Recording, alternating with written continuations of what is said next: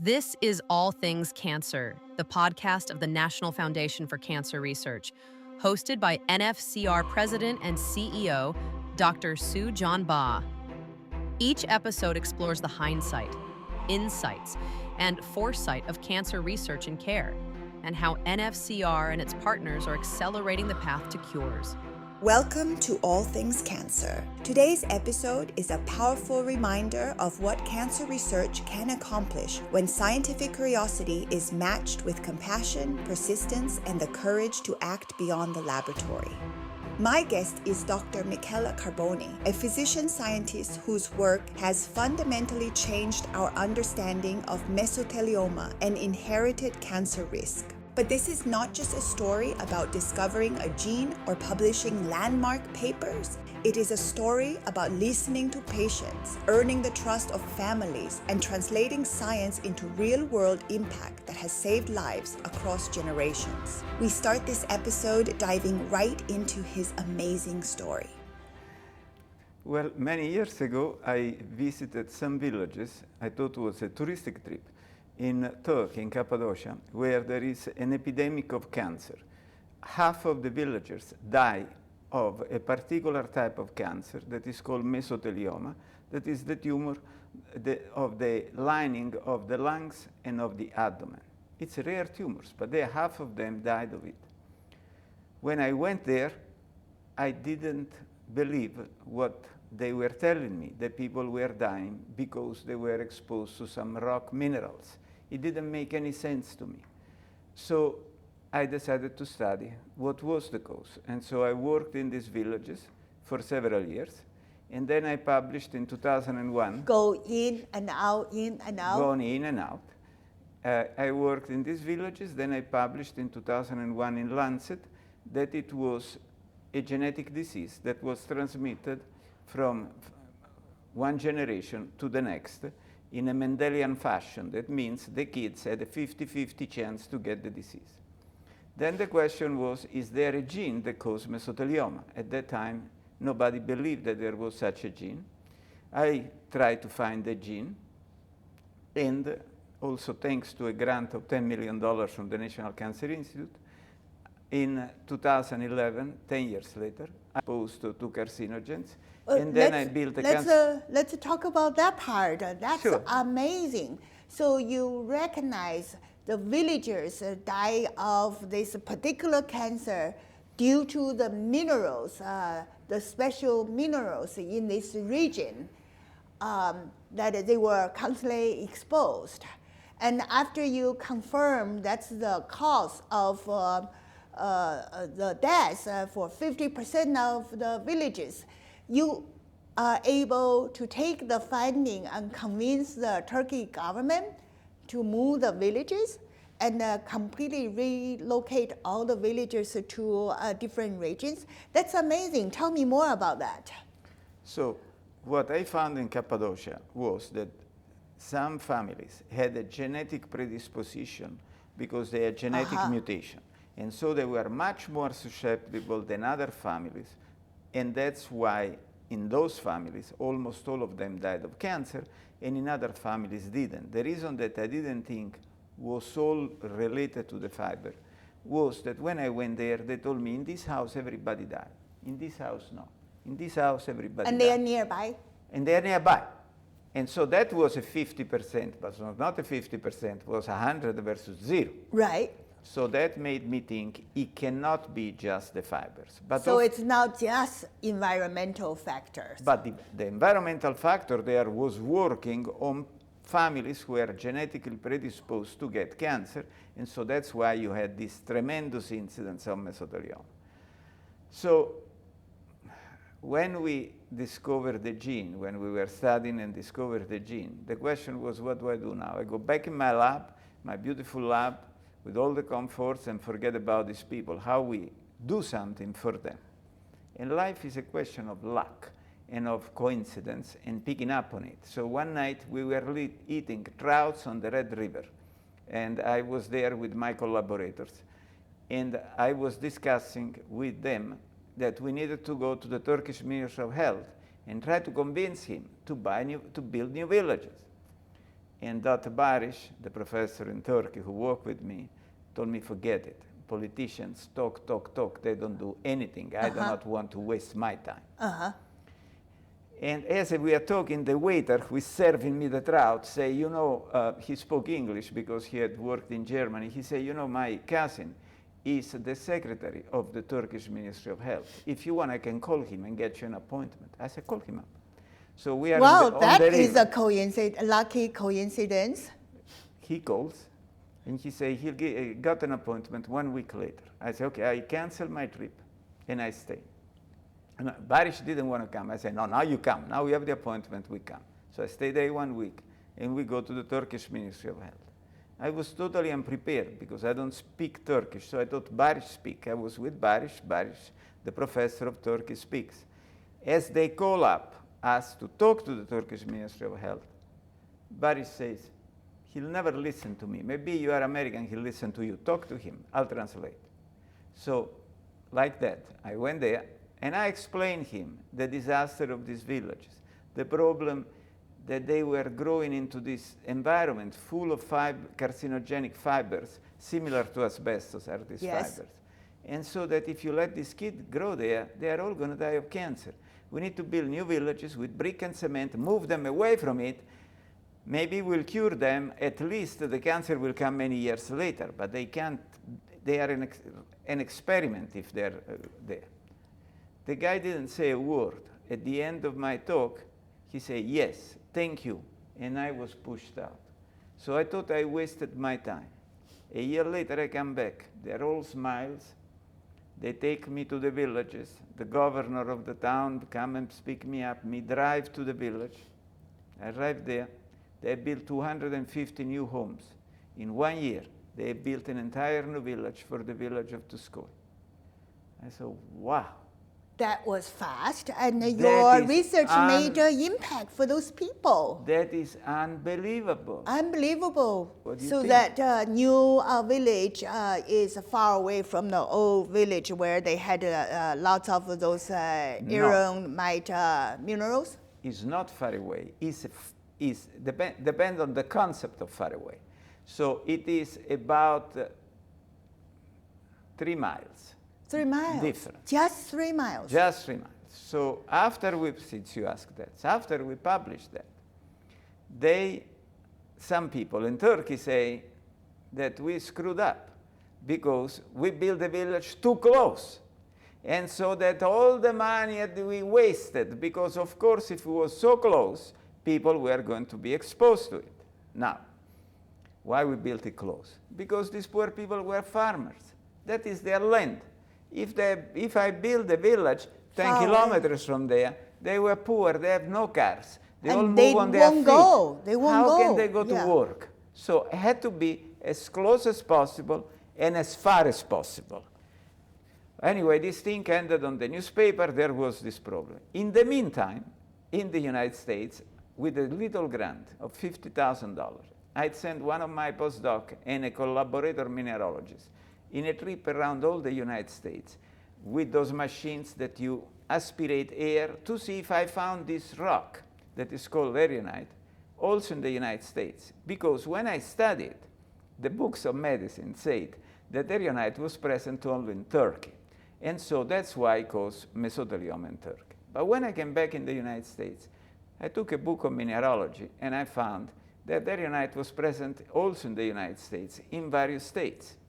But doctors and geologists don't speak to each other because today we only know one little thing. Yeah, silo. And so since we don't talk to each other, we thought erionite is only there because that's where we know there is the disease. I said, well, now that I know that there is erionite also here, let's see. So I will send this car with my postdoc around.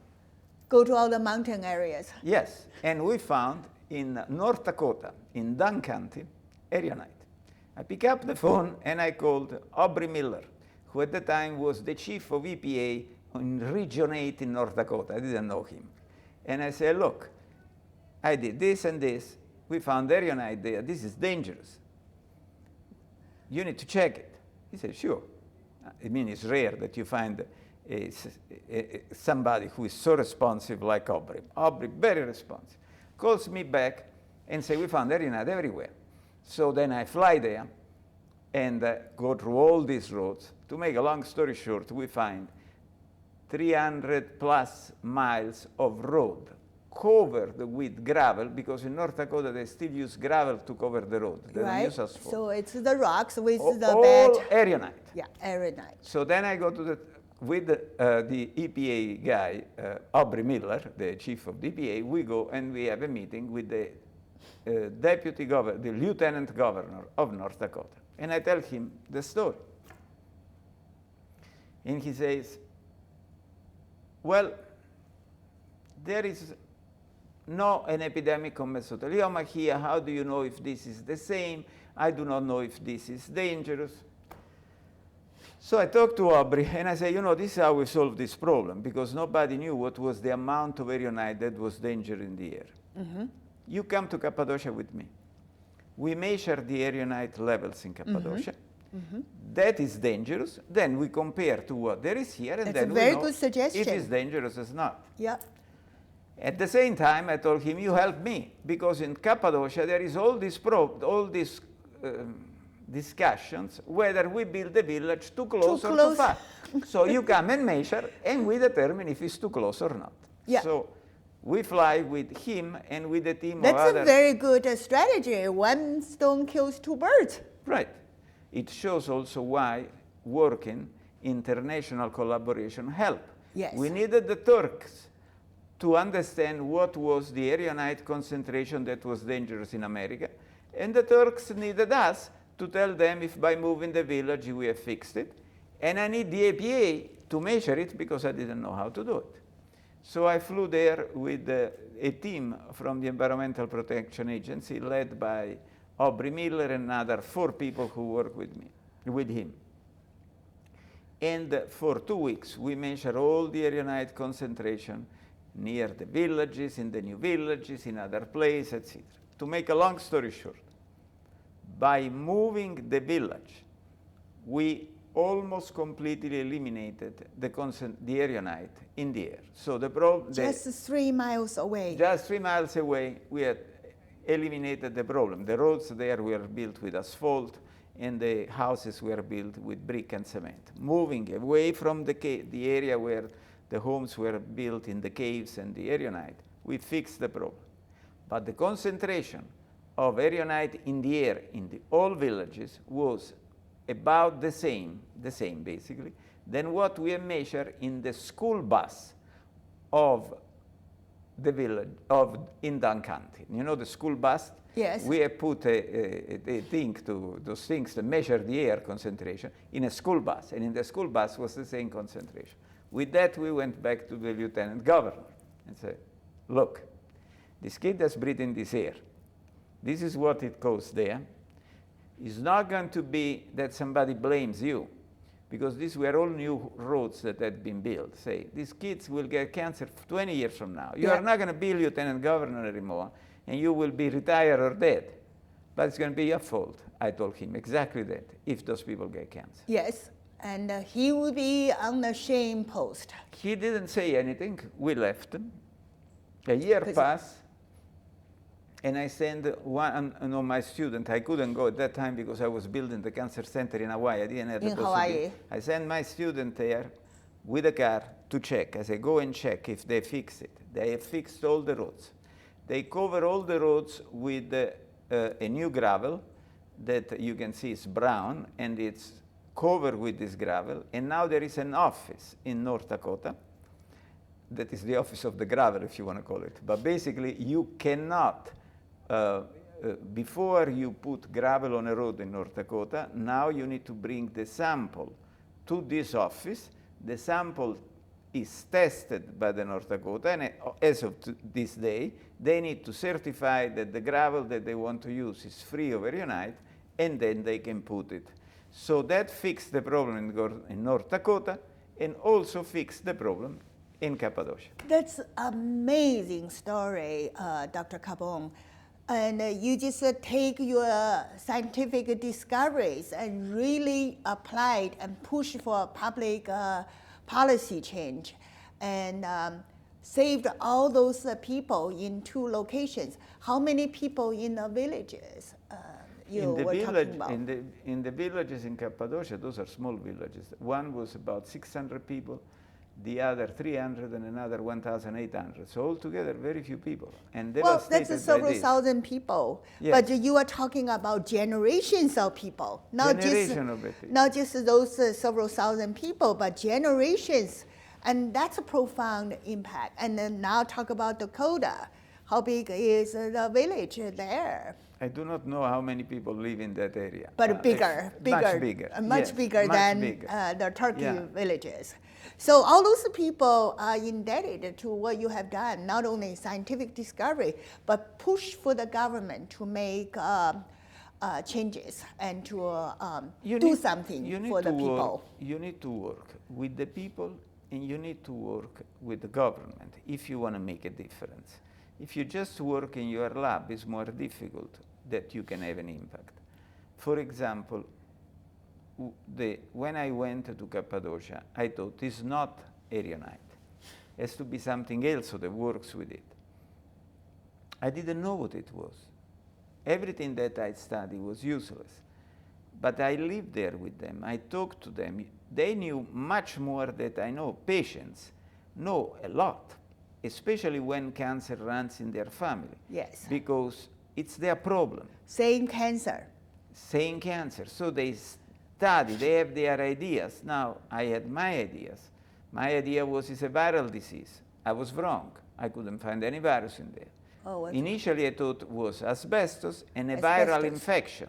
Oh, viral infection. The two together are causing this. So that's your hypothesis. That was my hypothesis. Was wrong. We didn't find any virus. Then I thought it's arsenic that is in the water, because the villagers had told me maybe it's the water. I said, well, let's check.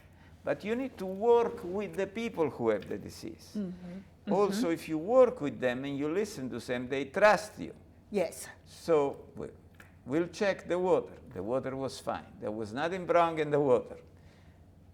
But then I was building the family pedigrees, trying to understand what different families were doing, why they were getting cancer. And then it became obvious that it was transmitted in families. But in order to do that, I need to have their trust.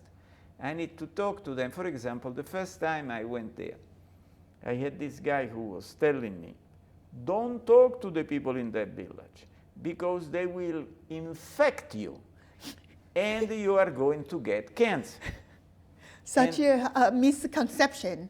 And the Turkish doctor told me, these are ignorant, they don't understand anything. Well, was not an infection, but the guy got it.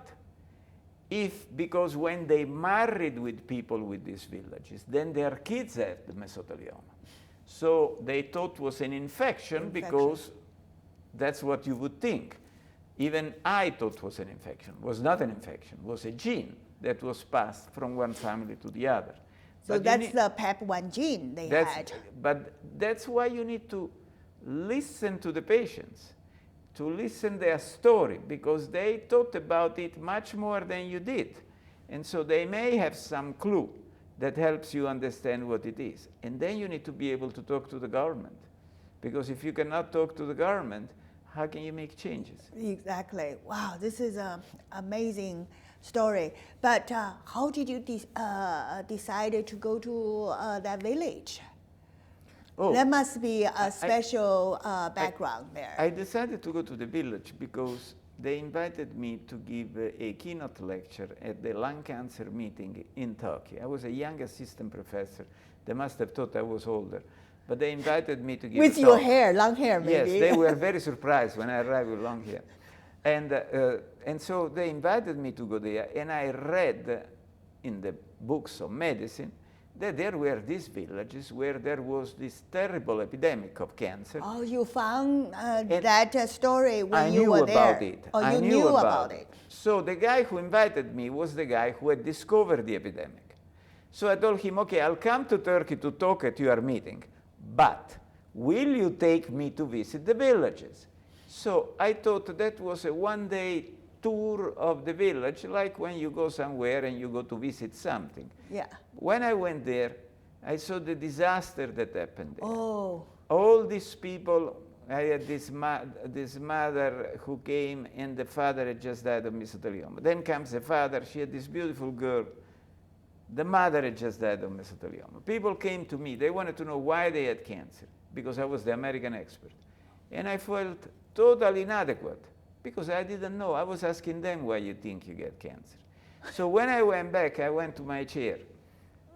Ken McClatchy, he was the chair of pathology. I said, look, this is all what I saw. I am going to study this now. I'm going to find out why these people get cancer. I'm going to save their life. Uh-oh. He said, you're crazy. You just got 2 other ones.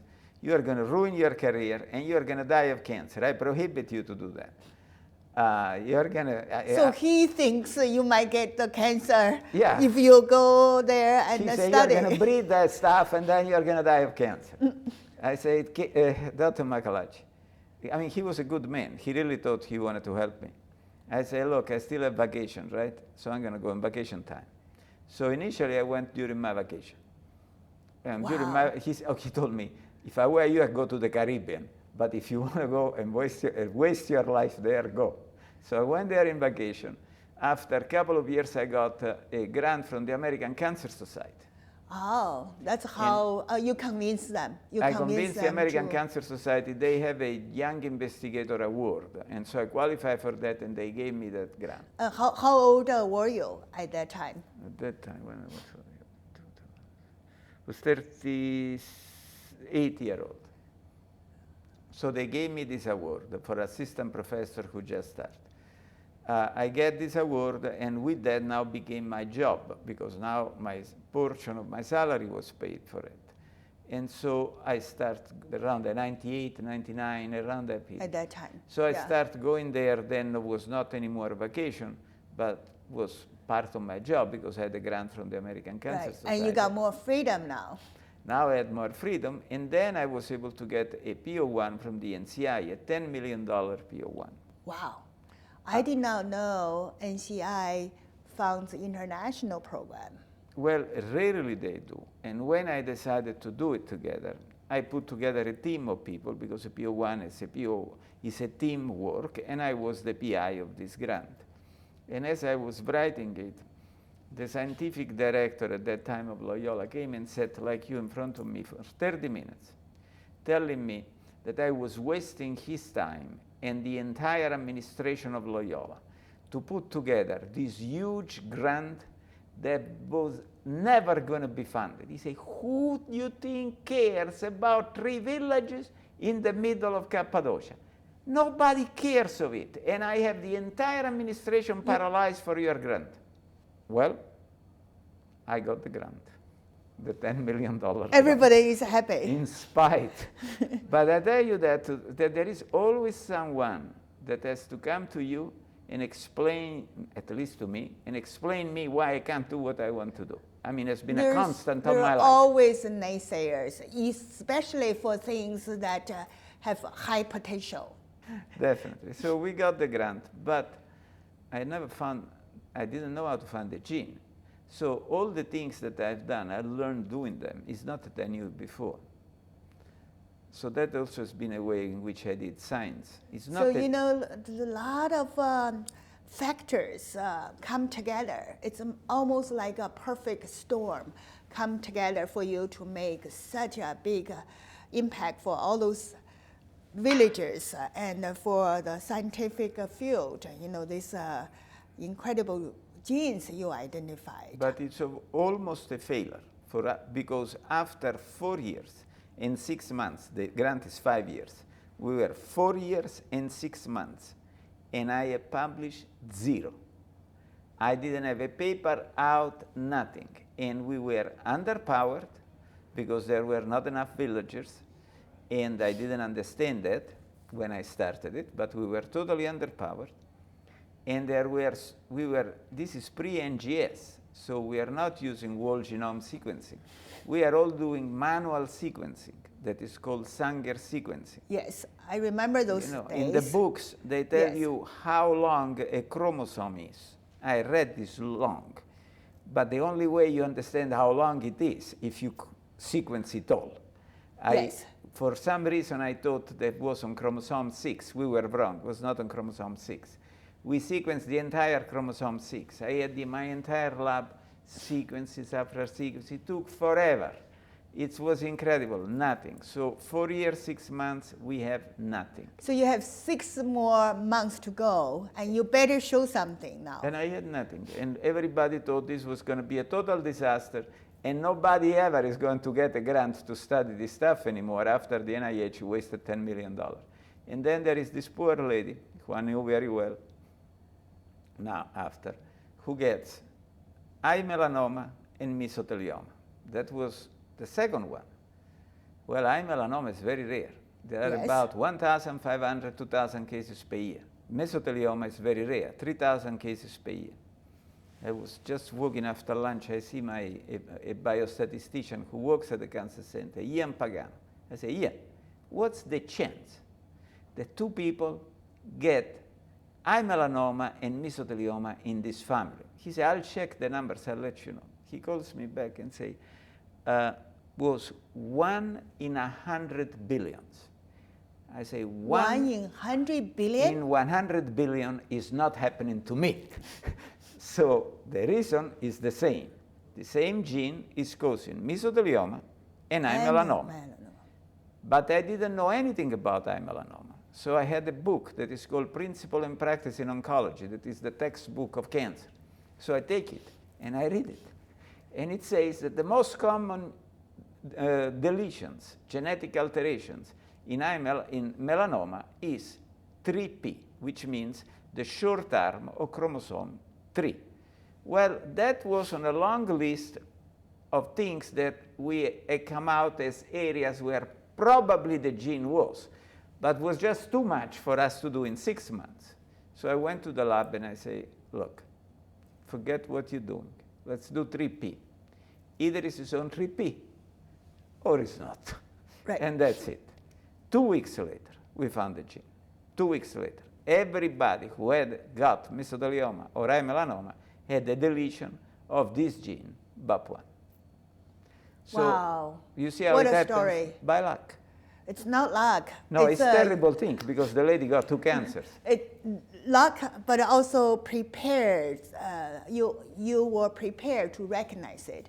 If you hadn't tried all the other experiments, you may not even recognize the significance of this lady with the special I was determined situation. to find it, but also the coincidence allowed me. I mean, without that. I know. So right? you are the lucky one. You need to see things in another way, right? See things that other people don't see. I think that this is true. I would add one thing, and that is that I'm not sure that people don't see. I mean, sometimes they don't see. Sometimes they see, but they don't act upon it. Many people have gone to visit the villages in Cappadocia. I was not the first one that Dr. Barish took there. It's not possible that I was the only one who noted that the story didn't make sense. Mm-hmm. I was the one who followed up. I can sense the special, I passion followed for up you. because those people needed help. You have compassion. You have not only just a curiosity, you have this humanity in you. You have the compassion. And that's special. If you don't have the compassion, you shouldn't be doing cancer research. That's true. But a lot of people do it just for the curiosity of discovery. That's why it's so important to work with patients when you do cancer research. Because if it's just a curiosity, you do not understand. And so I think that being a doctor and having to deal with patients, that gives you a different understanding. This is not just an intellectual game. This is real. This is the life of people. And it's not just the patient when you deal with families, because these whole families grow up with the idea that they know that they're going to get cancer. So when you are like that, you have a different life. Yes. Every time you cough, you think, now it's my turn. Yes. So it's not that you are helping just the cancer patient. You are helping the entire family, because this family grow up in a tragic environment. unspoken The fear tragic always stay with them. Exactly. It's such a profound story. I just admire what you have done. And that also just shows you really love life. And I also heard you are a fabulous chef. So tell me more about the cooking. How do you think the cooking and researching are related? They are very related.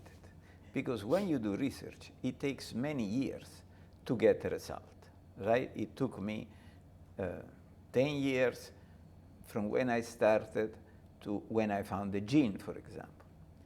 Food gives you immediate reward. You also need immediate reward. It cannot be that you have to wait 10 years to be happy, right? 10 years of misery cannot instant be. gratification from food. So there you have instant gratification. And I like to eat well. And I figured it out that the best way to eat well, and cooking, look, it's like making experiments. You mix things, right? So it's similar. And if you want to eat well, the best thing is that you cook it. If you know how to cook, it comes out good. And so I love it. And then I like people. So when you can cook, people come to your house. So you have friends. And that brings people together. And then I found out that you can get things done when you bring people together. So that helped me a lot in my career. Bringing people together. I built a cancer center in Hawaii. How did I get people to work together with me? By inviting them to cook, to eat. Because as I'm asking you something, I'm giving you food. I can't say no, right? When you feed me. It changes the dynamic. If I come into your office and there is a desk between me and you, and I say, doctor, I would like to do this, it's a different relationship. If I'm giving you food while I'm cooking, and you are in my kitchen and I'm telling you the things that we could do, you have completely changed the dynamics of it. And so that way, I was able to fundraise to build the cancer center in Hawaii, which is beautiful. Come and you're going to come and visit. I'm going to come and visit. Yeah. And eat at my house. I'm going to be eating at your house? Of course. Oh, I can't wait for that. This is such a wonderful story. I am very touched by what you have done. Not only admire your discovery, but also admire your courage to make a change in people's life. So you have done so much. What's your view about future for cancer research? And now everybody talks about AI is going to change patients' life. AI is going to change the scientific research. What do you think about that? I think sincerely that it's not a good idea at all, okay? Now, I am the opposite of AI. I go around trying to solve problems and work on that. AI is good when you get a lot of big data, you give to AI and you ask AI, what is it? And AI is going to tell you what is it. After a while you do that, you are not going to think anymore. AI is thinking for you. You become the technician of AI. So now we are going to have a world in which AI decides what to do. Why AI decides what to do? Because it's easier. Not only it's easier, but it's safer because we live in a country where everybody sues everybody, right? So the doctor is not going to make a diagnosis and say you have this. He's going to ask AI, what the patient has? This. Because then if you sue, say it was AI. AI say that has that. So it's going to become a relaxing thing for the doctor that is not exposed anymore of the lawsuit because he asked AI. Now, do you trust AI? But they can still, right? The patients can still sue the doctor because you are not giving me advice. You rely on this black box to give me AI. It's going to be difficult. And the problem is that I see there is that people already rely on AI. You see that kids don't write anymore their essays. AI writes for them. Papers are not written by people, are written by AI, and so on. So you take out that imagination the human have, that ability to think outside of the box, to come up with a new idea, and everything becomes the same. It may be good for certain things, for big amount of data, to analyze, to give things, but to get something new, you think AI is going to come up with something new? You think AI can only come up with something that already exists because it is based on what you put into there.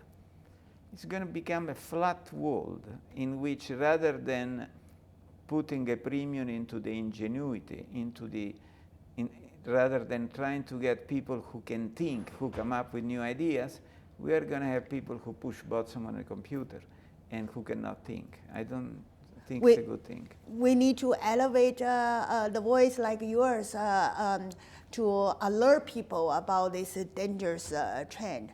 But tell me, what are you going to be doing in your research in the future? Well, what I'm doing is this. We published now that this is a different disease. And to make a long story short, this is how it is. If you are born with a mutation of BAP1, you are 100% sure to get cancer, and more often several cancers. So it's not good. But if you have cancer, you wish you had a BAP1 mutation, because these people don't die. The cancer spreads on the surface. There is a very strong immune reaction, a fibrosis under it, and the tumor cell cannot get in. So for some reason, these people can react to cancer cell in a way that me and you cannot. Why? That's, to me, is the most important thing to find out, because if I can figure that out, now I can save a lot of people with cancer, in addition to the ones that we already took care of. Maybe with other cancer. All people with mesothelioma may be people with many other cancers. Now, I was lucky that the National Cancer Institute opened 2 clinical trials for my patient at the NCI. I have been enrolling the families into these trials. Everything is paid at the NCI. So I can send all my patients there, they are treated, they are all for free. That also provides a place where all the specimens are, where I can work with a fantastic team of people. Dr. Schramp, who is the director of the surgical branch at the NCI, has run the clinical trial, and he published a paper back to back with my paper in this November issue, confirming 100% my findings. So now I hope that if the NCI continue to support this research, we are going to continue to study these patients. We have a unique resource of material to study and learn why these people can fight cancer. And if I can find out why these people can fight cancer, then I can help a lot of people with cancer. And we can find that magic gene or magic marker, so we can find if we can modify your immune response to make your immune response similar to the immune response of a patient who has a BAP1 mutation, so that you can fight a cancer in a much more effective way than you can if you do not have a BAP1 mutation. And it should be possible to do it. Wow. I'm going to follow your research very closely in the future. Okay. Yeah, I'd love to hear more about that. That's an absolutely fascinating journey. Thank you, Dr. Carbone. I really wish you good luck in this new pursuit. And I can't wait to eat the delicious food at your kitchen, or in your kitchen, I should say. And you can go on my cooking website. You just read Michele Carbone and write chef after it, not doctor, otherwise you go on my work website. But if you write Michele Carbone chef, you go on my cooking website. It's free, of course. You follow my recipes. It's very easy. Anybody can cook it, and you will eat great. I'll eat Italian food? Of course. Okay? Maybe healthy, good Italian food. So now easy to do. Healthy cooking Italian food. Now you make me think about something. Maybe I will start some healthy cooking Chinese food. That's a great idea. Thank you. Thank you very much, Dr. Carbone. Ciao. Thank you for listening to this episode of All Things Cancer. Be sure to subscribe so you never miss future conversations. To learn more about how the National Foundation for Cancer Research is working with the global research community to make cures possible, visit nfcr.org. You can also reach us directly at 800-321-CURE.